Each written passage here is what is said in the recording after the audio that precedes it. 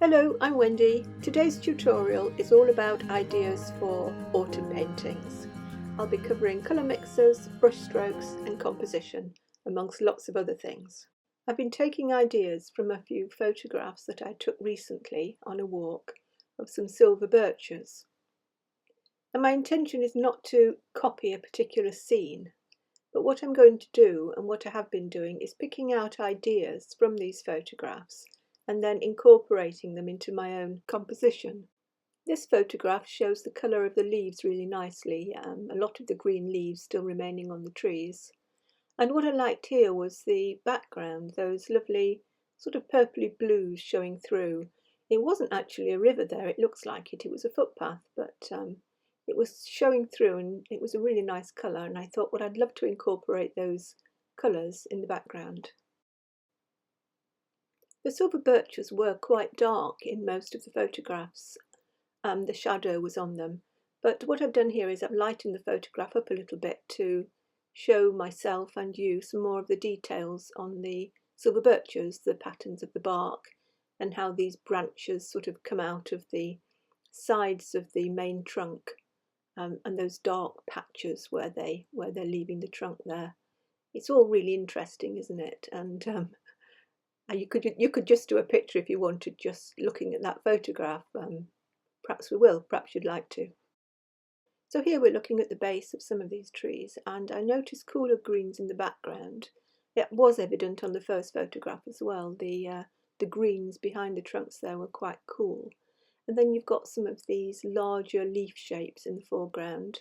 And the base of the trees is really dark, with some very dark greens and some browns peeping through, which might form a nice anchor for the painting, I think.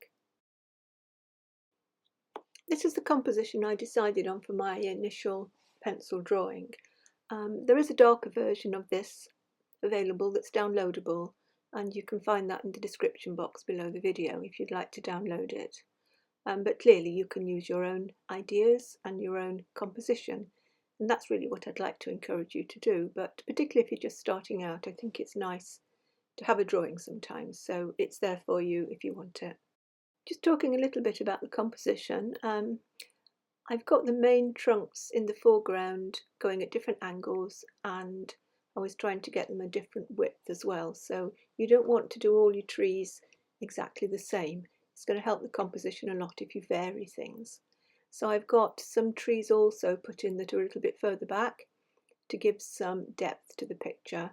And also I've just suggested, you can see the scribbles in the foreground where I'm going to have some of the darks, and then where I'm going to pop the purpley colours in and the lighter sky colours. You'll see that materialise as the video goes along.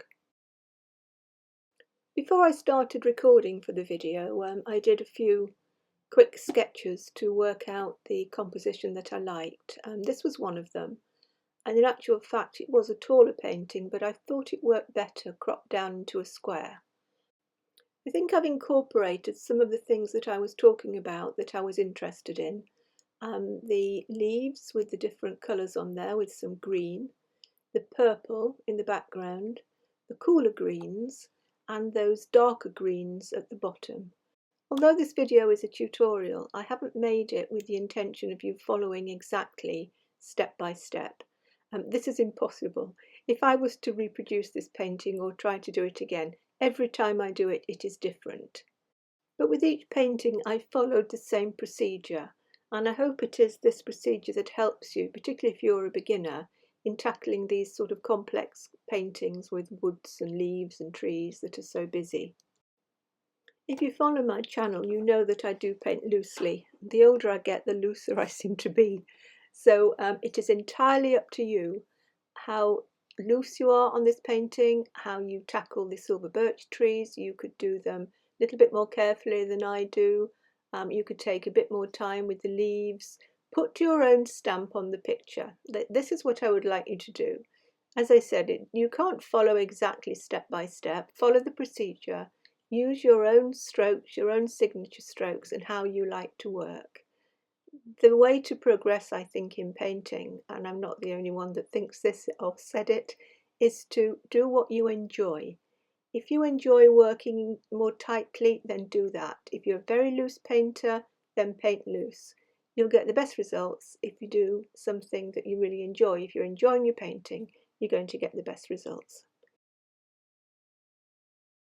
I didn't use masking fluid on the few sketches that I did before preparing the tutorial, but I am going to use it now because I will find it easier to demonstrate if I've masked out the trees. It's entirely up to you. I do think it helps. You could try it both ways. Try a painting with using the masking fluid and one without and see what you think. But as I said, I will find it easier to demonstrate this painting by using the masking fluid, and I think it's worth just going over again the best way to use it. I've got some brushes that I use particularly for masking fluid. You can buy them or use some of your older brushes.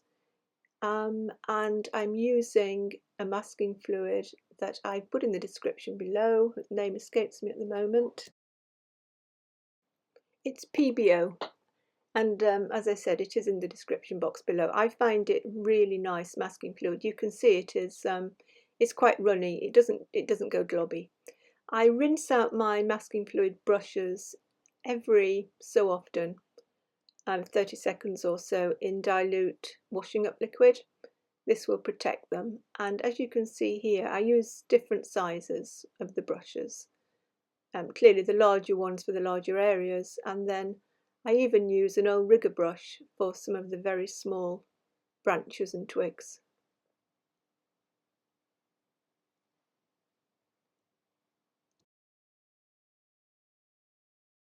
I started off painting the leaf area, and my colour palette here is cadmium orange, burnt sienna and burnt umber.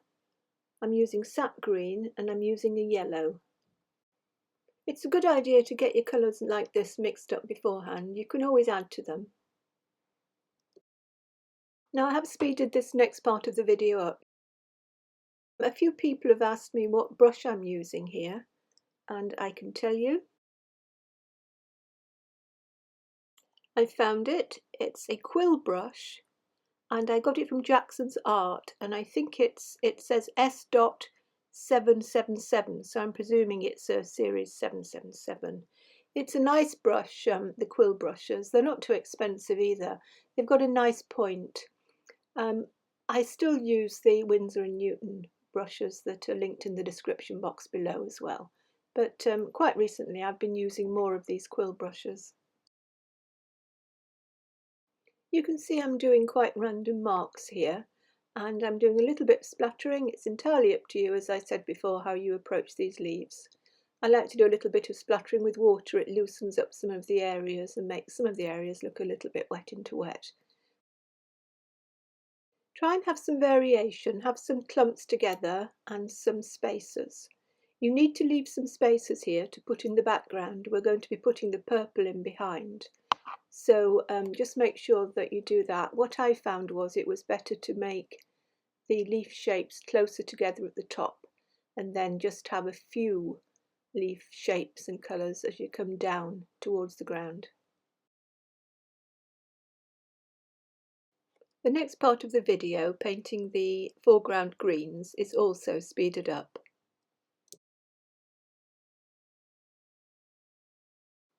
And the next stage, I worked the cooler greens that were in the foreground, and I'm using a yellow. It doesn't really matter what yellow you use. I think it was a light yellow there, and then a little bit of Prussian blue.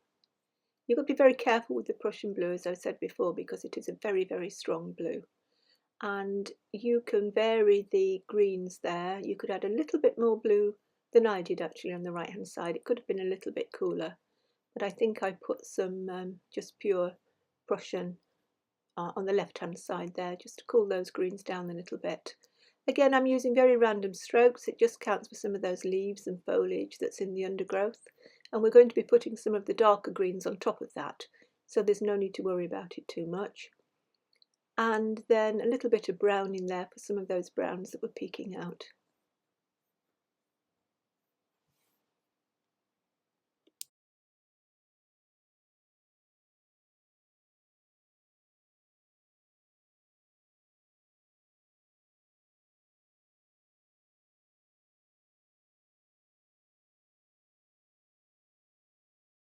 So the next stage is putting in the purple in the distance.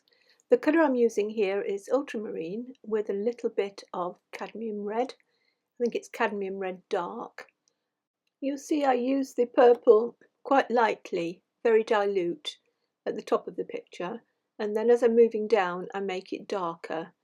I won't speed the next bit up, I'll play you a little bit of my son's music.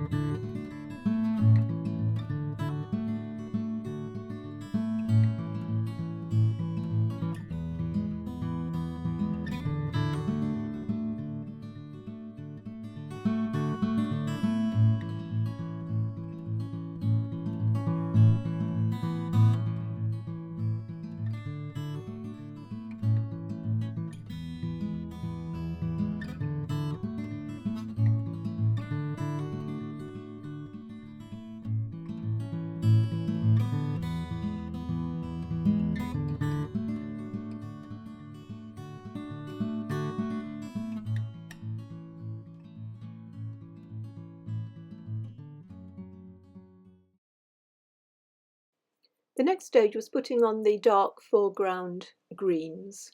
I'm using the Prussian again with burnt sienna and possibly a little bit of the burnt umber as well, which will make it a little bit darker.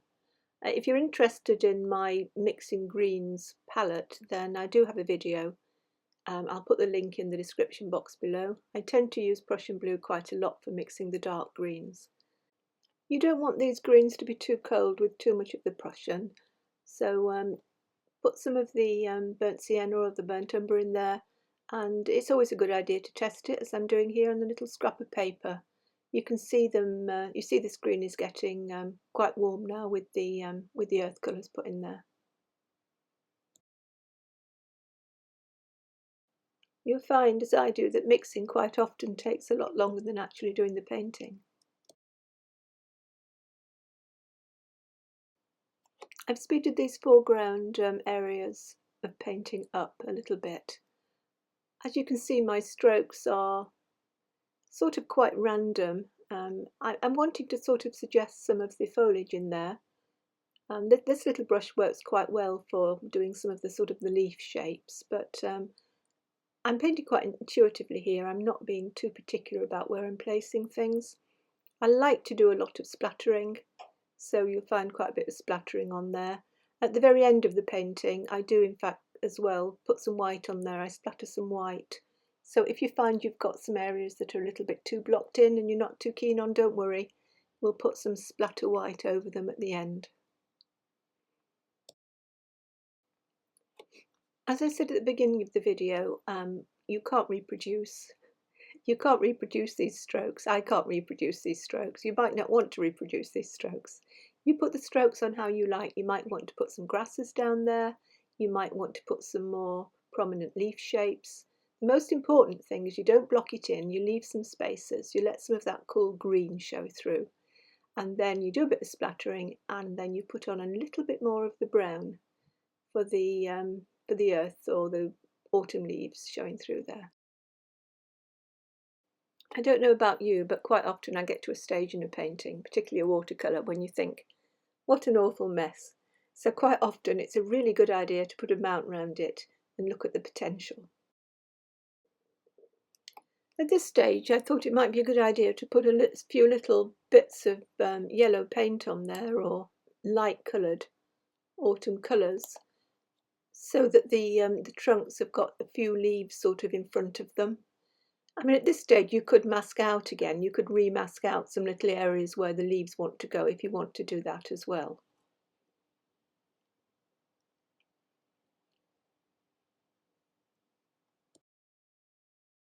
I didn't want the silver birch to be too light. The photographs that I looked at and took the inspirations from, the silver birches were in fact quite dark. So it was just judging the right tones really, and as I said, each picture was different.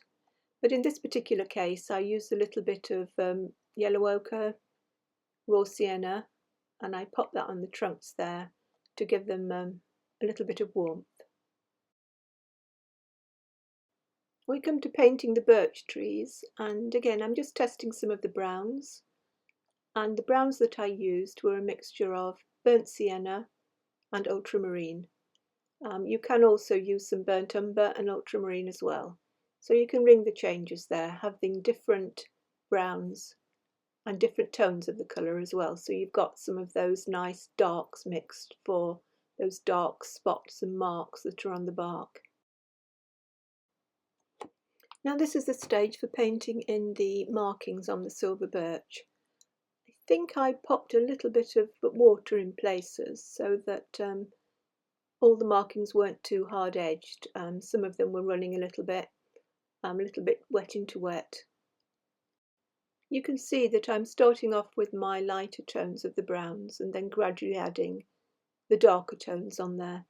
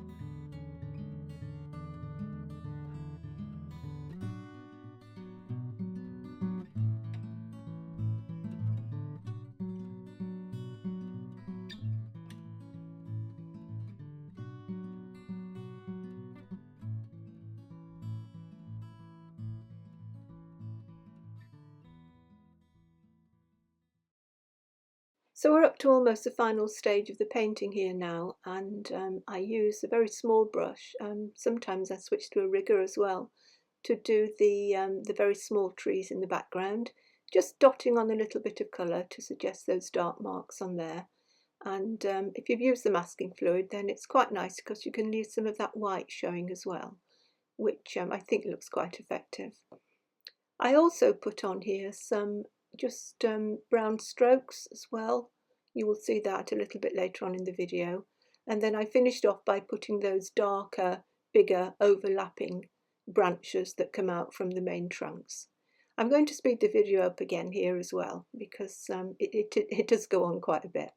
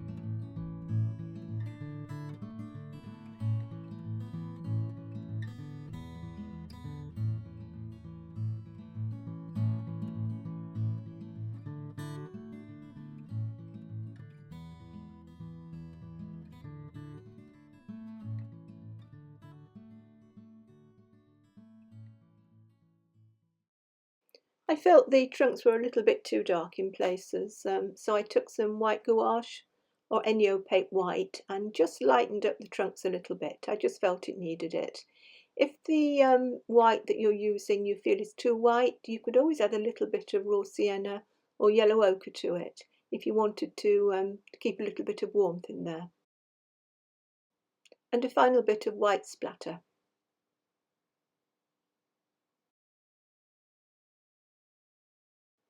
So this was the final demonstration painting. I popped a big amount around it. I felt the composition worked better, giving it some sort of breathing space, some lighter areas that weren't so busy around the edges. I thought you might be interested in seeing another picture that I did straight away after doing the demonstration painting. I kept this one a little bit lighter, the foliage. The trunks turned out a little bit more considered, if you like, possibly a little bit too samey for my liking, but in every picture there's certain areas that you like more than others, aren't there? So I do hope you enjoyed listening to the video, and as always that you learned something from it. I'd love to see some of your paintings, and you can post them in my Facebook group. There's links to that in the description box below. So if you do want to keep up with what I'm doing, then you can subscribe. It's free of charge. You can subscribe to my channel. I'd like to do another autumn painting or two before the real winter sets in. So hopefully I will be doing that, and I will see you soon. Till then, happy painting.